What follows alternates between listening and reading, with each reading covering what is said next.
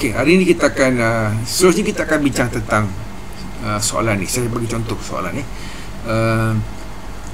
Contoh soalan ni dalam secara STPM, dari peringkat STPM, setiap soalan ni yang dikemukakan terdiri daripada 4 perkara. Ni ada 4 elemen penting bila kita hendak menjawab sesuatu soalan. Kita kena fahamkan dahulu soalan yang diberikan itu dari segi dalam 4 perkara. Pertama, apa dikatakan sebagai tugasan. Okey. Contoh soalan, bincangkan perkembangan ekonomi kapitalisme di Amerika Syarikat pada abad ke-18 dan abad ke-19. Jadi 4 perkara yang perlu pelajar beri perhatian. Pertama, tugasan. Contoh, bincangkan. Jadi kita perlu bincangkan. Apa yang perlu kita bincangkan? Okey, berkaitan dengan persoalan ataupun kendak soalan yang ditanya. Di sini dalam soalan ini, kendak soalannya adalah perkembangan ekonomi kapitalisme. Perkembangan ekonomi kapitalisme. Jadi kita perlu bincangkan apa yang dikatakan sebagai perkembangan ekonomi kapitalisme. Tadi saya dah jelaskan apa yang dimaksudkan dengan sistem ekonomi, apa yang dikatakan sebagai kapitalisme. Tapi soalan tak tanya sistem ekonomi.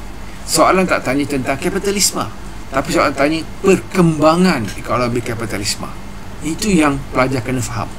Okay, apa yang dimaksudkan dengan perkembangan? Bagaimana sistem ekonomi, sama ada pertanian.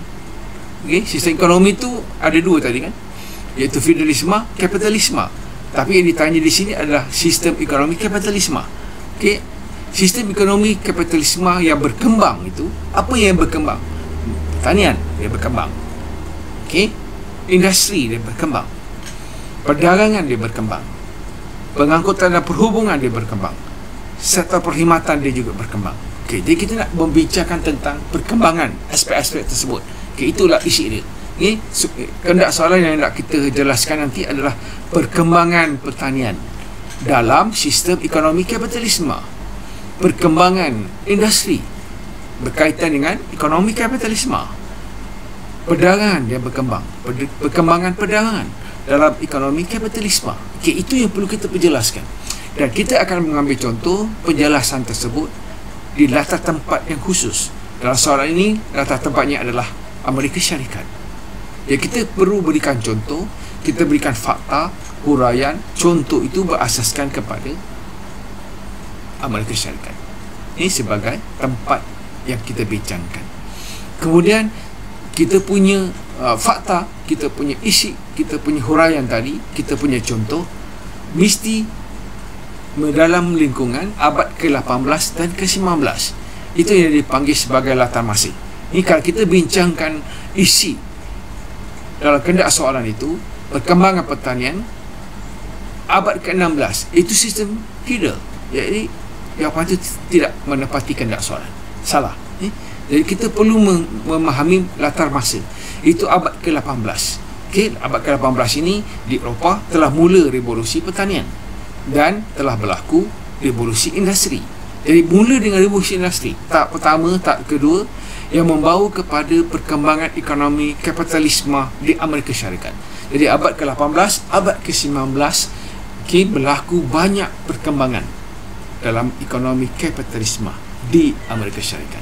Jadi itulah kita punya luang lingkup dari segi time frame ataupun latar masa yang membataskan dari segi isi, iaitu fakta, huraian dan contoh yang akan kita bincangkan untuk menjawab kendak soalan dalam masa 30 minit. Okay, dalam masa 30 minit. Jadi dalam masa 30 minit kita perlu bincangkan aspek-aspek berkaitan dengan perkembangan ekonomi kapitalisme, iaitu pertanian, industri, perdagangan, pengangkutan dan perhubungan serta sektor perkhidmatan. Okay, dalam jangka masa abad ke-18 dan abad ke-19 di Amerika Syarikat. Jadi kita memahami soalan dan kita boleh membincangkan soalan itu berdasarkan tugasan yang diberikan. Okey, di masa yang akan datang saya akan berikan contoh-contoh tugasan yang lain.